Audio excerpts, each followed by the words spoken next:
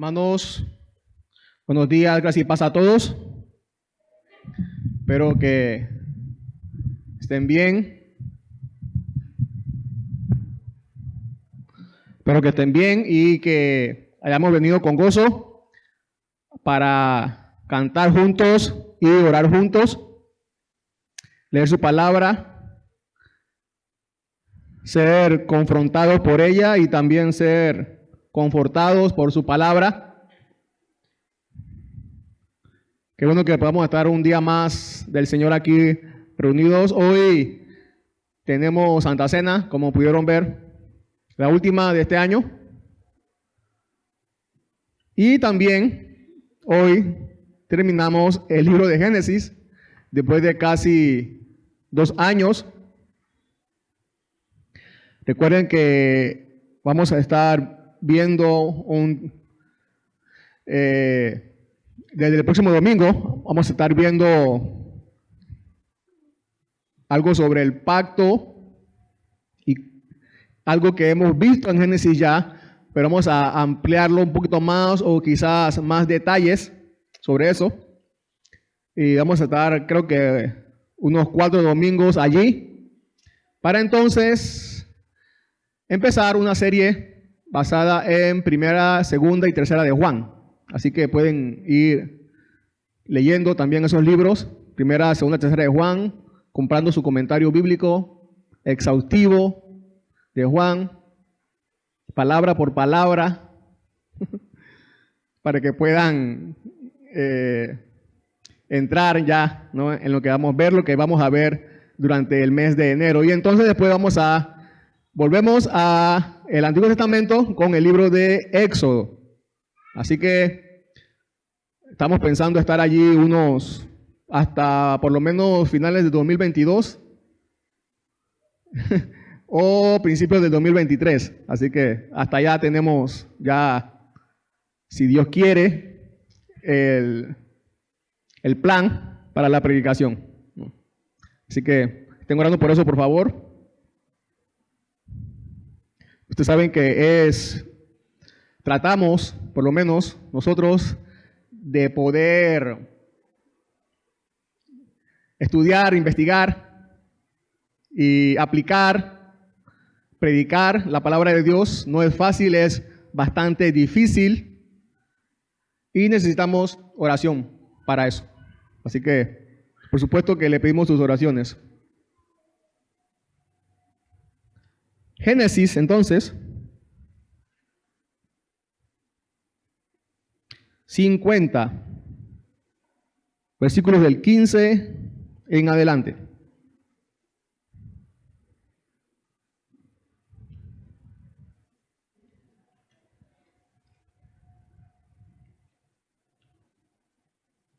Del 15 al 26.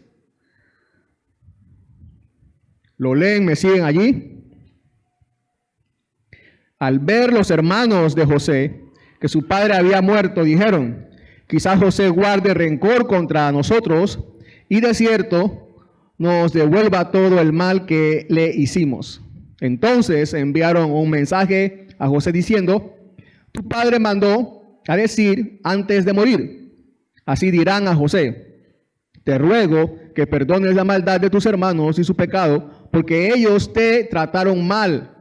Y ahora te rogamos que perdones la maldad de los siervos del Dios de tu padre. Y José lloró cuando le hablaron. Entonces sus hermanos vinieron también y se postraron delante de él y dijeron: ahora somos tus siervos.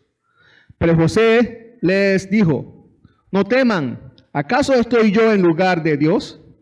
Ustedes pensaron hacerme mal, pero Dios lo cambió en bien para que sucediera como vemos hoy y se preservara la vida de mucha gente.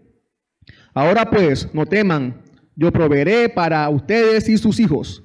Y los consoló y les habló cariñosamente.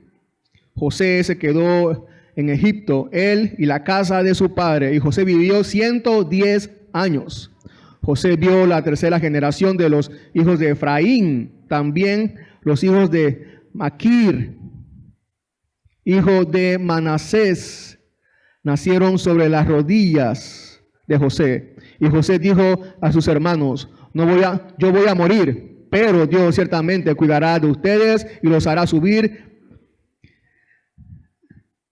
hasta la tierra que él prometió en juramento a Abraham, a Isaac y a Jacob.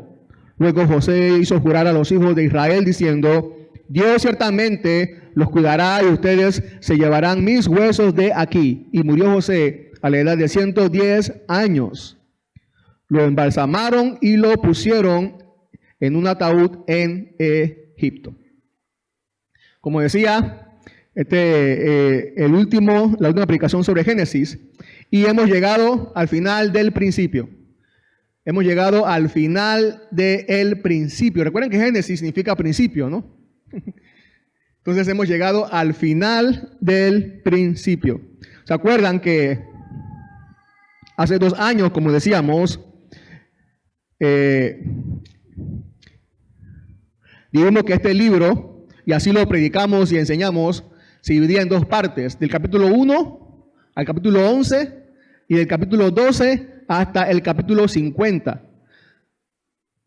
Así es como se divide Génesis normalmente, del 1 al 11, que habla acerca de la creación en sí, del mundo, la tierra y todo lo demás, los seres humanos. Y desde el 12, entonces comienza a crear, a formar Dios, a crear su pueblo cuando llama a Abraham. Entonces se puede dividir, o hemos dividido así el libro de Génesis. Y en los primeros 3 capítulos, tan siquiera recordarán, vimos el primer hombre, la primera mujer, la primera familia, la primera mentira, el primer pecado. ¿Se acuerdan? Todo eso vimos, bueno, y más adelante también, del 4 en adelante, vimos también el primer asesinato y los primeros inventos también del hombre. Y esta primera parte, sobre todo, también vimos el anuncio del Evangelio ahí en el capítulo 3. Pero esta primera parte, ustedes recordarán que terminó con esto de los hombres con su pecado, haciendo una gran torre, y entonces Dios le hizo hablar en diferentes idiomas. Así que esta primera parte terminó con un mundo dividido por el pecado. Pero Moisés, antes de terminar esa primera parte, recordarán que nos dio esperanza, porque ahí en el capítulo 11 nos habló de Abraham, el cual en el capítulo 12 Dios iba a llamar para, como dijimos, la creación de su pueblo. Y hasta aquí llegamos en eso, con la formación, Dios formando su pueblo. Así que, pero esta historia continuará. ¿Han escuchado esa frase? Esta historia continuará. ¿Qué acontecerá después? ¿Cosas buenas o cosas malas?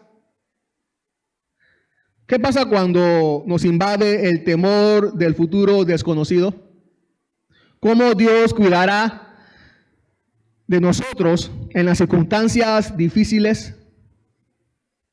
Necesitamos en esas circunstancias escuchar palabras de consuelo. Saber que Dios transformará lo malo en bien para su gloria y para el beneficio de su pueblo, de su iglesia.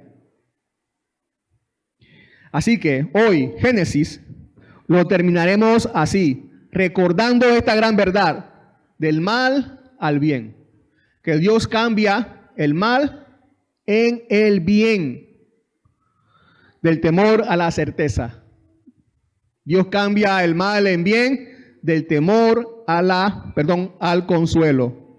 Del temor al consuelo. Vamos a ver en el versículo 15, el temor. Vamos del temor. Cómo Dios cambia el mal al bien. En el versículo 15 dice, al ver los hermanos de José, que su padre había muerto. Recuerden que la semana pasada vimos el funeral de Jacob. Entonces ellos dijeron, Quizás José guarda rencor contra nosotros y de cierto nos devuelva todo el mal que hicimos. Alguno de ellos tuvo que haberse ocurrido la posibilidad de que José podría reanudar su venganza ahora que su padre murió. El miedo que ellos sintieron hace años atrás, cuando pensaban que iban a ser castigados por haber matado a José, volvió. Seguro maquinaron en sus mentes: podría ser que José fingió todos estos años hasta que nuestro padre muriera para vengarse de nosotros. Seguro que no hizo nada, no nos hizo daño alguno, porque no quería traer aflicción a nuestro padre. Es fácil poder nosotros ahora hacer todo este tipo de conjeturas, porque nosotros también la hacemos en situaciones diferentes. ¿No le ha pasado que se preocupa por algo que usted no tiene seguridad que pasó, como si ya hubiera pasado? ¿Cuántas veces le ha sucedido eso? Ya en nuestra mente ha pasado la peor situación. Ya en nuestra mente escribimos cómo será el final, y es un final desastroso, sin saber realmente cómo son las cosas. Cabe la posibilidad de que José se replantee el perdón y después de todo decida así vengarse. ¿Cabe esa posibilidad? La muerte de su padre le trajo dudas sobre si José los había perdonado verdaderamente.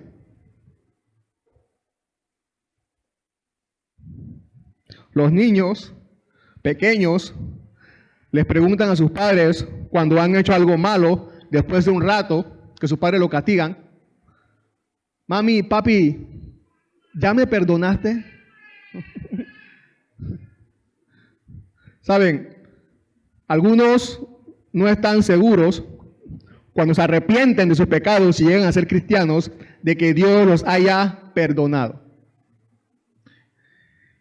Y digo esto por experiencia. No sé si a usted le pasó, pero a mí sí. Yo soy uno de esos. Y cuando dudamos, hasta volvemos a hacer una oración de arrepentimiento por si acaso la primera vez no lo hicimos con sinceridad.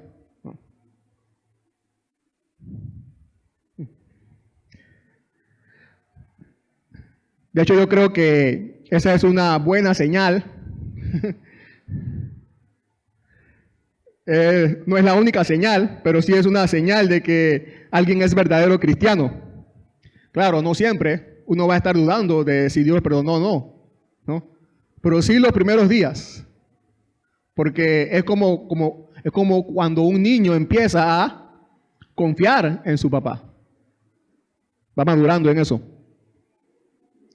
Un seguidor de Jesús realmente desea ser convencido o estar convencido con todo su corazón de que Dios lo haya perdonado de sus pecados. Igual que los hermanos de José, ¿podremos disipar esa duda? ¿Podremos disipar esa duda? La respuesta es sí, sí. En los versículos 16 y 17, entonces ellos mandan el mensaje. Tu padre mandó a decir antes de morir, dijeron. Así que tuvieron esta idea, ¿no? Para que José desistiera de sus planes de venganza. El plan, por supuesto, es usar palabras de su padre para ablandar el corazón de José. Ellos pensaron que lo único que podía frenar la supuesta venganza de José es una petición de su padre antes de morir. Todos respetan la última voluntad de un moribundo. Y más José, que tanto amaba a su papá. Pero entonces, así ellos muestran menosprecio a las palabras de José, a la promesa de José de perdón y provisión para ellos que ya había hecho años antes.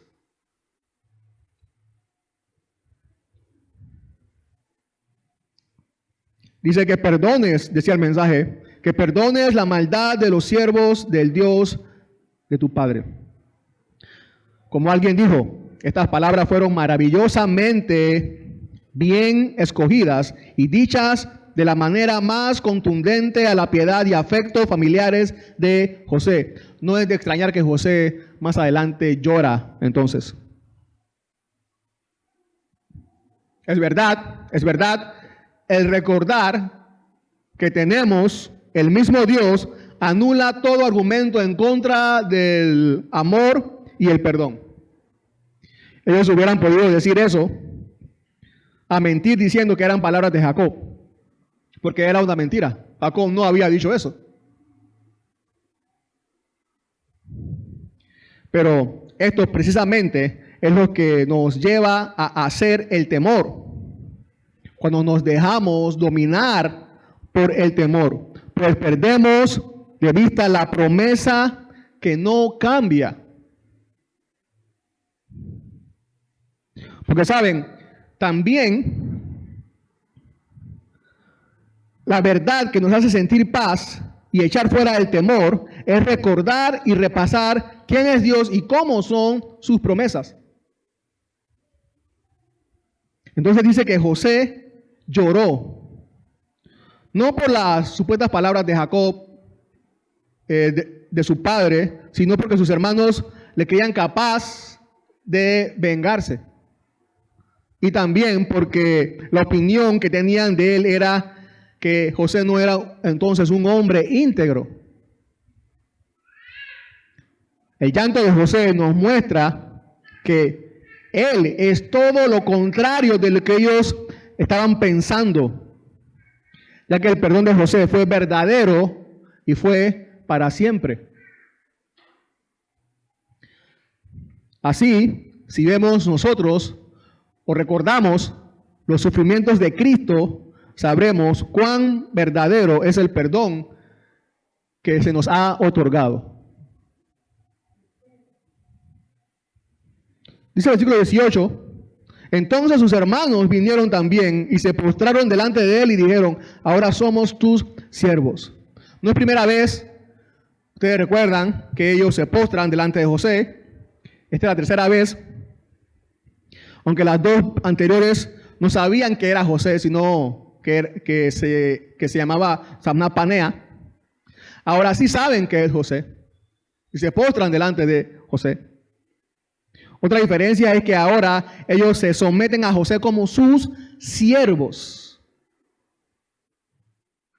Por supuesto que ellos eran sus hermanos, esto no iba a cambiar nunca, pero la intención parece ser que ahora ellos querían ser conocidos como esclavos, más que hermanos de José. La palabra siervos es esclavo. Ellos le proponen a José ser sus esclavos. Claro, ¿no? Según el contexto, lo que ellos estaban pensando, o eran esclavos de José y seguían viviendo, o no eran esclavos de José y estaban condenados entonces a la muerte. Este es un servicio por temor a morir. Estaban motivados únicamente a ser esclavos de José, a servirlo por el miedo a morir. Una mala motivación para servir. ¿Se imaginan servir a Dios para no ser castigados? ¿Debemos servir a Dios por temor a no ser castigados? Así sirven muchas personas hoy a Dios. Así hoy muchas personas hacen cosas para Dios.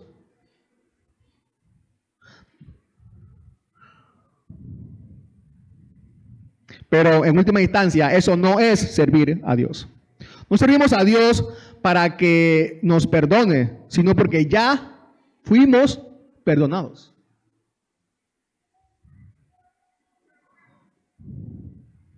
No como los hermanos de José, que querían servirlo a él. Mira, seré tu siervo, seremos tus siervos, perdónanos. El servicio de Dios el servicio a Dios es una consecuencia, no un requisito. Nuestro servicio a Dios es aquel servicio donde entregamos toda nuestra vida, no para que Dios nos envíe al infierno o nos castigue, sino porque ya hemos recibido su perdón, su gracia y la vida eterna. Así es el servicio a nuestro Dios. El versículo 19 dice, pero José les dijo, no teman, ¿acaso estoy yo en lugar de Dios? No teman, no teman. Una versión dice, ¿creen que puedo tomar yo el lugar de Dios para juzgarlos y condenarlos? Las palabras juzgarlo y condenarlo no están, pero esa es la intención. Esa es la idea cuando José dice, ¿acaso estoy yo en lugar de Dios?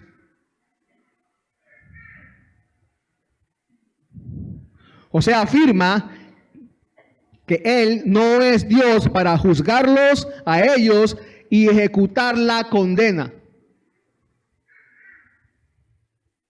José aquí está mostrando que él no se considera nadie o alguien para tomar la justicia en sus propias manos, aún siendo él gobernador de Egipto. Es difícil no intentar tomar justicia por nuestras propias manos.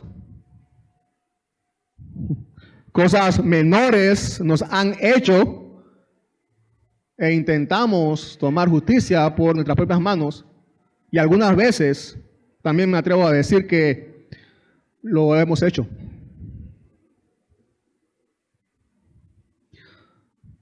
Ahora, hay una gran verdad implícita aquí en las palabras de José, porque Dios sí juzgará y ejecutará la condena. Dios sí lo hará, Él sí lo va a hacer. El único que puede juzgar y ejecutar la condena es Dios. Si hay alguien a que temer, ese es a Dios. Ese es a Dios si es que no te has arrepentido, si es que no te has arrepentido de tus pecados. En Mateo 10:28, ustedes recordarán las palabras de Jesús que dijo, no teman a los que matan el cuerpo, pero no pueden matar el alma. Más bien teman a aquel que puede hacer perecer tanto el alma como el cuerpo en el infierno. Mateo 10:28. Y aquí hay dos noticias. Aquí hay dos noticias, una buena y una mala, en este texto. La buena es que ninguna persona puede acabar con nosotros del todo. Ninguna persona. La mala noticia es que Dios sí puede. Y por eso hay que temerle a Él. Dios sí, Él juzgará y ejecutará a quien condene. Pero a nosotros, Dios no nos ha dado la atribución de no perdonar. José nos dijo a sus hermanos, qué buena idea me dieron, gracias por hacerme recordar mi venganza. No. No hay manera en que José cambie de parecer, ni siquiera esa opción pasaba por la mente de José. Estaba leyendo la historia de un joven llamado Patrick en Estados Unidos. Dice que él sufrió en la escuela donde él estudiaba, hubo una masacre y mataron a 13 estudiantes y 24 quedaron heridos. Él fue uno de los que quedó heridos. Y me llama la atención de esta historia que él cuenta que cuando él estaba estudiando, él se preguntaba cuál era el propósito de Dios para su vida. Y ahora que estaba en el hospital, él había descubierto ese propósito. Así que Dios les mostró que la clave para el perdón es dejar de centrarse en lo que los otros hicieron y enfocarse en lo que Jesús hizo por él. Así que se dio cuenta de su propósito. Años después, él dijo, fui escogido para perdonar. Y eso fue lo que me llamó la atención, esta frase. Fui escogido para perdonar. Igual que José. José se dio cuenta o se vio que él fue escogido por Dios para perdonar. Y también nosotros. Nosotros también tenemos que decir lo mismo. Porque eso es lo que nos enseña el Evangelio. Que hemos sido escogidos para perdonar como Él nos perdonó.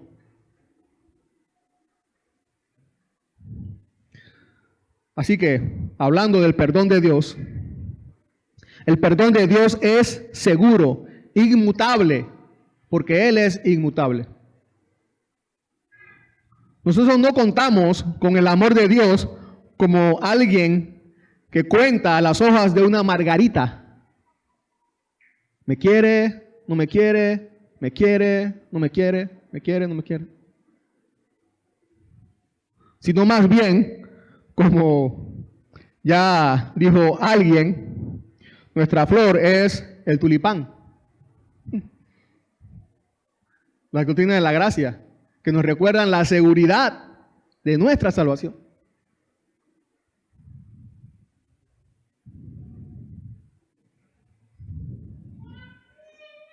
Cuando Dios perdona, perdona para siempre. El salmista nos recuerda esto. Capítulo 103, versículo 12. Salmo 103, versículo 12. Dice, como está de lejos el oriente del occidente, así alejó de nosotros nuestras transgresiones. Jeremías 31, 34. Jeremías 31, 34. Dice Dios, pues perdonaré su maldad y no recordaré más su pecado. En Miqueas 7:19, dice Miqueas acerca del perdón de Dios. Miqueas 7:19, sí, arrojarás a las profundidades del mar todos nuestros pecados.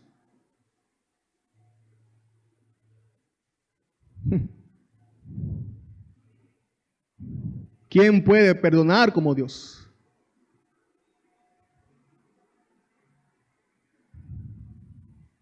Pienso en las muchas pruebas que José les dio a sus hermanos de su perdón.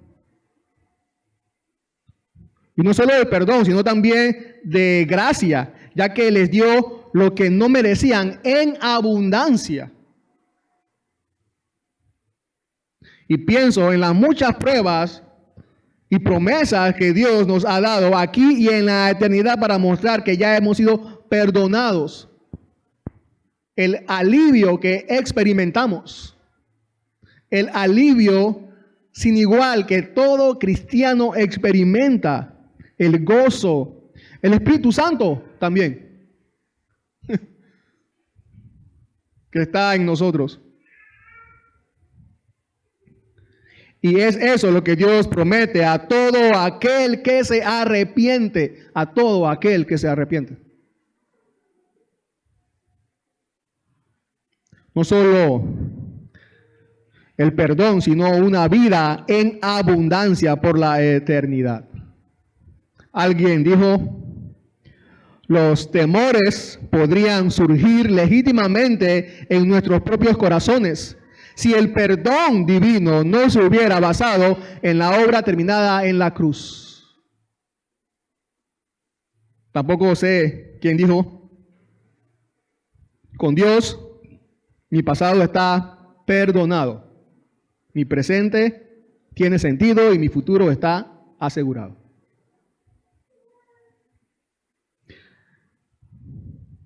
Eso es lo que llamamos a conocer y a experimentar al sabernos convencidos, perdonados por Dios.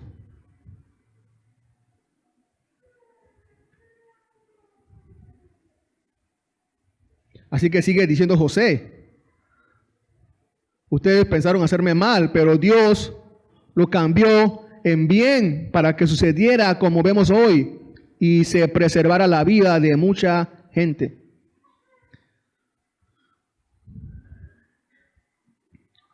Esta es la razón del por qué José no tiene que vengarse de nadie.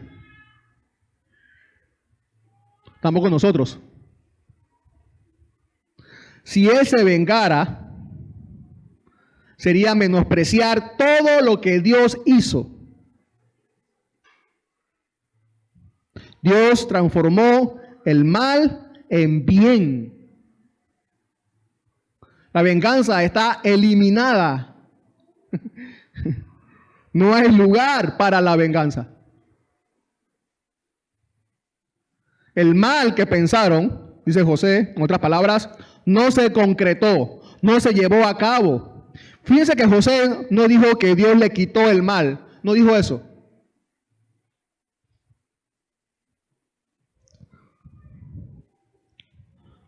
José sufrió. José también experimentó aflicciones. Lo que dijo José fue que Dios lo cambió por un buen final. Por un buen final. Pero no un bien personal. Cuando José dijo que Dios cambió lo malo en bien,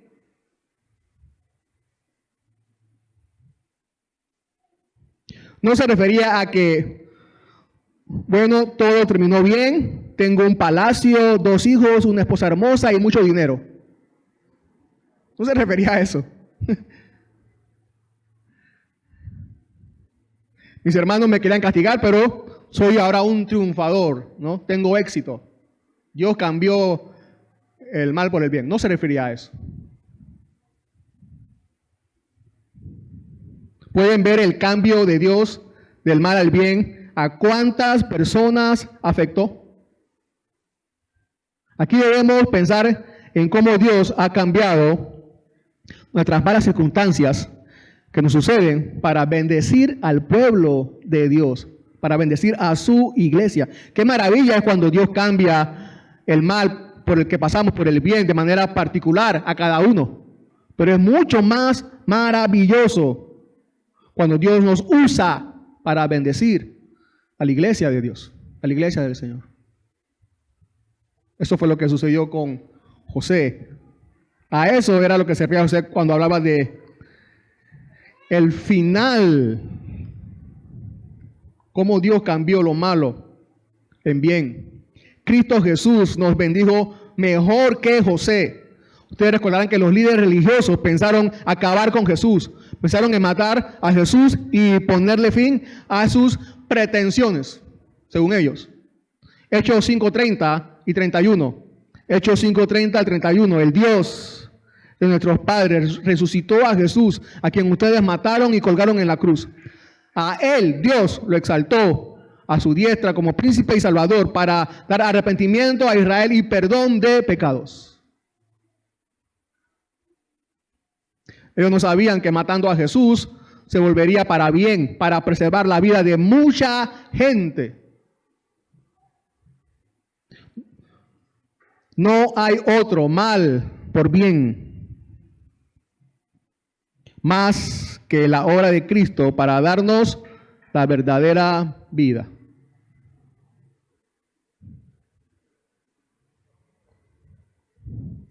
El temor. Ahora en el versículo 21 dice que ellos fueron consolados. Del temor pasaron al consuelo. Del temor pasaron al consuelo.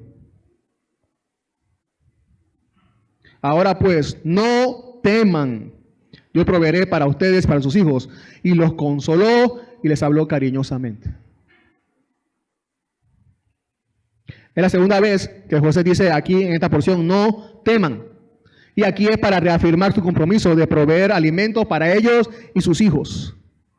los que le seguiría mostrando José a ellos es misericordia y gracia, no muerte, sino sustento para vivir ahora y en el futuro. Y los consoló con esas palabras. Les habló cariñosamente y los consoló. La promesa de un futuro asegurado nos trae consuelo. Las dudas futuras de ellos fueron disipadas y ahora hay esperanza en el corazón. Pueden confiar. ¿En quién pueden confiar sino en José, gobernador de Egipto? ¿Quién más podría darle más confianza? Pero aún así, la promesa de no temer y provisión para el futuro de José sería temporal. Unos cuantos años más solamente. Porque José no duraría para siempre y porque la provisión que le promete José a ellos solo sirve para la vida física. Pero, ¿en quién entonces podemos poner nuestra esperanza sin temer y tener provisión para un futuro más lejano? En Cristo Jesús.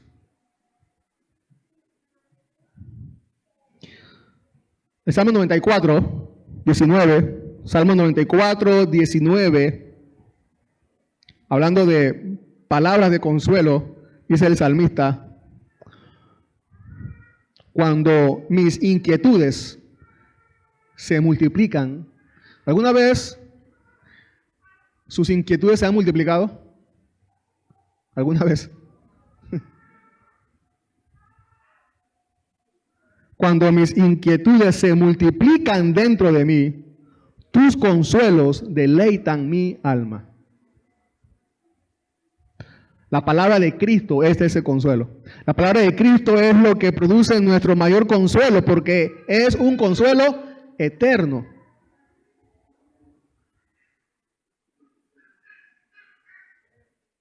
Por ejemplo, en Juan 6:35, hablando de provisión eterna y consuelo eterno, en Juan 6:35, Jesús dijo: yo soy el pan de la vida. El que viene a mí no tendrá hambre, y el que cree en mí nunca tendrá sed. Y así podemos encontrar muchas más promesas de consuelo y provisión, no para esta vida solamente, sino también para la otra vida en Cristo Jesús. Versículo 22 o 23, José se quedó en Egipto, él y la casa de su padre, y José vivió 110 años. José vio la tercera generación de los hijos de Efraín, también los hijos de Maquir, hijo de Manasés, nacieron sobre las rodillas de José. Se quedó en Egipto, él y su familia, toda la casa de su padre. Eso refiere a toda su familia y descendencia de Jacob, a todo el pueblo. Y esto se dice para reafirmar que ellos se quedaron en Egipto y no volvieron a Canaán. Ninguno de ellos volvió a Canaán. Dice que vivió un poco menos que su padre Israel, 110 años. Vivió hasta sus tataranietos por parte de Efraín. También sus nietos por parte de Manasés. ¿No?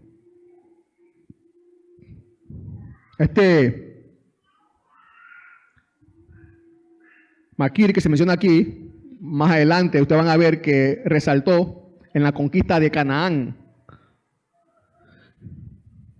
Así que José vio a sus tataranietos, bisnietos, y fíjense que la bendición de Jacob aquí se cumple, o vemos que se está cumpliendo, porque Efraín iba a tener más descendientes que Manasés, y y hasta aquí por lo menos Efraín le lleva una delantera de generación a Manasés. ¿No? Así que la promesa de Jacob se está cumpliendo. De parte de Dios a través de Jacob se está cumpliendo la bendición. Eso también es parte de lo que Dios está haciendo para formar su pueblo. Y el 24 dice: y José dijo a sus hermanos: yo voy a morir, pero Dios ciertamente cuidará de ustedes. Yo voy a morir, pero tiempo después, por supuesto, dice esto, ¿no? Estas mismas palabras las dijo Jacob, ¿se acuerdan? Se las dijo a José. José, quien se había comprometido a proveer alimentos para ellos y sus hijos, ahora va a morir.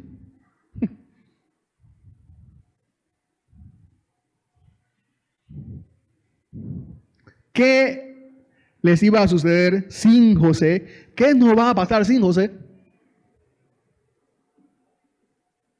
¿Quién proveerá para nosotros y nuestros hijos? Bueno, su futuro no dependía de José, por más que José fuera gobernador de Egipto.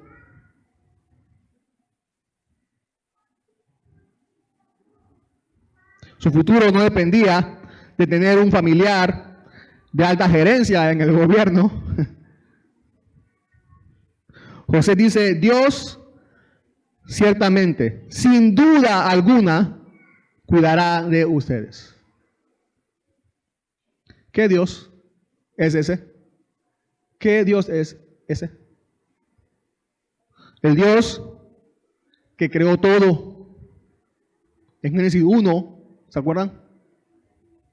El Dios que prometió una salvación para el pecador cuando Adán y Eva desobedecieron. El Dios que escogió a Noé para no destruirnos del todo. El Dios que llamó a Abraham e hizo un pacto con él para bendecir a una multitud de pueblos. Ese Dios que guardó a Isaac, a Jacob y el que los llevó a ellos hasta allí. Ese Dios que empezó a realizar, a cumplir su pacto, pero no ha acabado aún. Ese Dios es el que cuidará de ellos y que cuidará de nosotros también.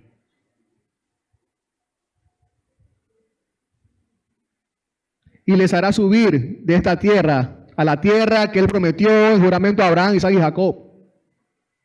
Y dice el 25, luego José hizo jurar a los hijos de Israel diciendo, Dios ciertamente les cuidará a ustedes y se llevarán mis huesos de aquí. José repite la promesa que le enseñó su padre y por eso les hizo jurar a ellos el juramento que su padre le hizo jurar a él. José creyó la misma promesa de su padre. José quería estar en el mismo lugar donde estaba su padre.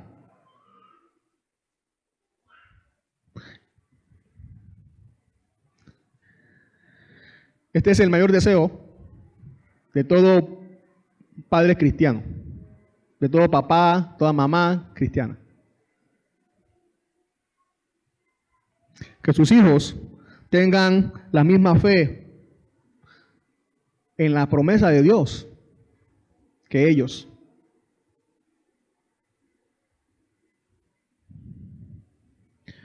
Que nuestros hijos tengan el mismo deseo de estar con Cristo y de agradar a Cristo como lo tenemos nosotros.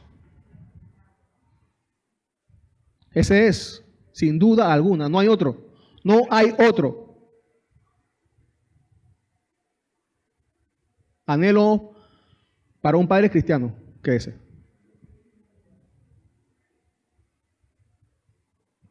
Así terminó la historia de José, hijo de Jacob. Que así también termine la vida de nuestros hijos. Creyendo la misma promesa que nosotros. Así que hermanos, hermanas, papá, mamá, quiero animarlos una vez más. No desmayen. Sigan orando por sus hijos. Suplíquenle a Dios por la vida de sus hijos. Y que Él los salve. No desmayen nunca, nunca, nunca desmayen. Siempre oren por ellos, por la salvación de ellos. Él es el único que puede salvarlos. Dice 26, y murió José a la edad de 110 años. Lo embalsamaron y lo pusieron en un ataúd en Egipto. En un ataúd en Egipto. Entonces, allí hasta que, vamos a ver más adelante, el otro año, que entonces ellos salieron con los huesos de José para Canaán, el pueblo, después de más de 400 años. Vive de tal manera que cuando te mueras no tengas otra cosa que hacer sino morir, dijo Jim Elliot. Y me asombra que él haya dicho eso, porque ustedes recordarán que él fue un misionero en la selva de Ecuador, donde lo mataron. Así era la vida de José, una vida fructífera. Fue una vida bien vivida, no porque nunca lloró o nunca sufrió, sino porque fue alguien que Dios usó para bendecir a muchos.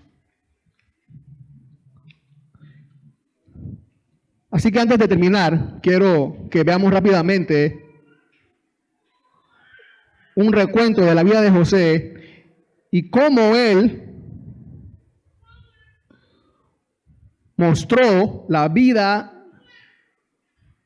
del Cristo, del Mesías.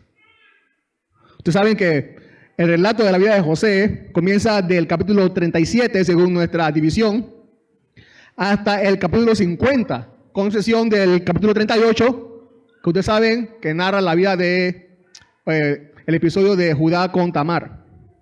Así que son 12 capítulos, si saqué bien la cuenta. 12 capítulos del libro de Génesis que tratan sobre la vida de José y cómo José nos muestra a Cristo. Cómo José nos muestra a Cristo. Dice Arthur Pym, un pastor del siglo XX, del siglo pasado, dice que él encontró 101 similitudes entre José y Jesús. 101 similitudes. Nosotros vamos a ver todas esas, solamente algunas. No. Seguro hay muchas más. José, el hijo amado, el hijo más amado por su padre, José. Así también Jesús, Mateo 3:17, y se oyó una voz del cielo que decía: este es mi hijo amado en quien me he complacido. José, su padre lo envió a sus hermanos. También Jesús, Juan 17:18, como tú me has enviado al mundo, yo los envío a ellos. A José sus hermanos lo odiaban, también a Jesús. Si el mundo los odia, sepan que a mí también me ha odiado, a mí antes que a ustedes. Otros conspiraron para hacer daño a José, también a Jesús. Mateo 26, 3 y 4. Entonces los principales sacerdotes y los ancianos del pueblo se reunieron en el patio del sumo sacerdote llamado Caifás y con engaño tramaron entre ellos prender y matar a Jesús. También le arrebataron su túnica a José, igual que a Cristo. Y los soldados, dice Lucas 23, 34, echaron suertes repartiendo entre sí sus vestidos. José fue vendido por precio de esclavo. Jesús también, Mateo 26, 15, y les dijo: ¿qué están dispuestos a darme para que yo les entregue a Jesús? Ellos pesaron 30 monedas de plata. José fue llevado a Egipto, Jesús también fue llevado a Egipto. Levántate, toma al niño y a su madre y huye a Egipto, quédate allá hasta que yo te diga. Mateo 2:13. También José fue tentado, también Jesús fue tentado. Entonces Jesús fue llevado por el Espíritu al desierto para ser tentado. Mateo 4:1. José comenzó su vida pública a los 30 años, igual que Jesús. Lucas 3:23. Cuando Jesús comenzó su ministerio tenía como 30 años. También lo acusaron falsamente a José, igual que a Jesús. Mateo 26:59. Y los principales sacerdotes y los ancianos, todo el concilio buscaba falso testimonio contra Jesús. También a José lo situaron junto a 2 prisioneros. Uno se salvó y otro murió, igual que Jesús. Lucas 23:33. Cuando llegaron al lugar llamado La Calavera, crucificaron allí a Jesús y los malhechores, uno a la derecha y otro a la izquierda. También José perdonó a los que le hicieron mal, como Jesús. Lucas 23:34. Y Jesús decía: Padre, perdónalos porque no saben lo que hacen. También José fue exaltado después del sufrimiento Jesús también, Filipenses 2:8, y hallándose en forma de hombre, se humilló él mismo, haciéndose obediente hasta la muerte y muerte de cruz, por lo cual Dios también lo exaltó hasta lo sumo. José salvó una nación. Por último, Jesús también salvó una nación, pero más que José, por toda la eternidad. Mateo 1:21, y dará a luz un hijo y le pondrás por nombre Jesús, porque él salvará a su pueblo. Este es uno de los versículos que me gusta de la Biblia, ¿no? Le pondrás por nombre Jesús, porque él salvará. ¿A quién? ¿A quién? A su pueblo.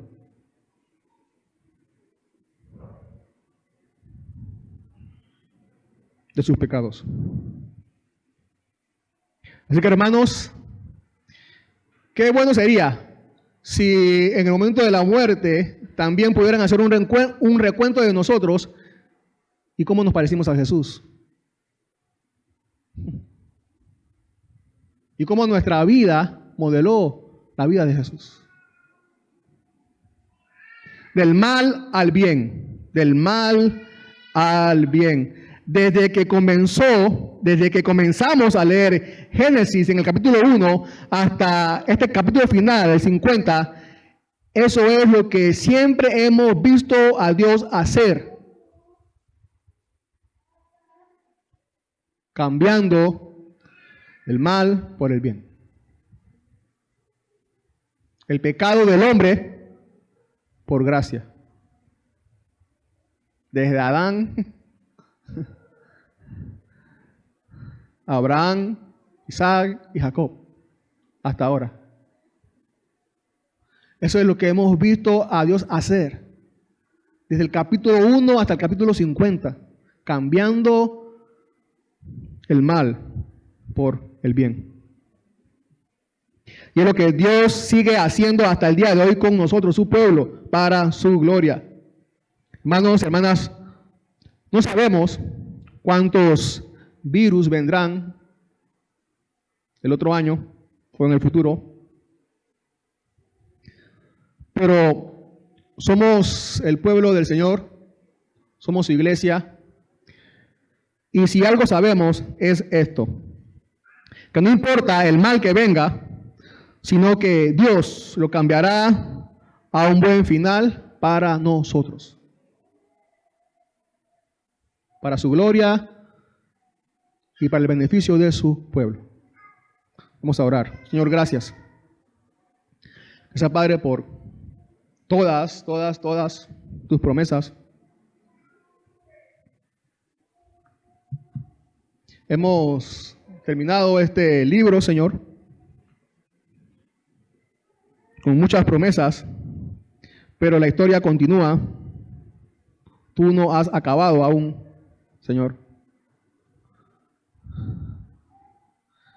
Esta vida solamente es el inicio, Señor, de nuestra vida por toda la eternidad. Gracias a Cristo, quien vino a salvar a tu pueblo. Señor, ayúdanos a poder proclamar esta verdad desde aquí, desde este púlpito, también en nuestras casas, hogares, trabajos, vecindario, donde estemos, Señor. Úsanos como tú usaste a José, a Abraham, Isaac, a Jacob, Señor, para bendecir también a muchos. Gracias, Padre, por lo que tú hiciste, estás haciendo y vas a seguir haciendo en esta iglesia. Amén.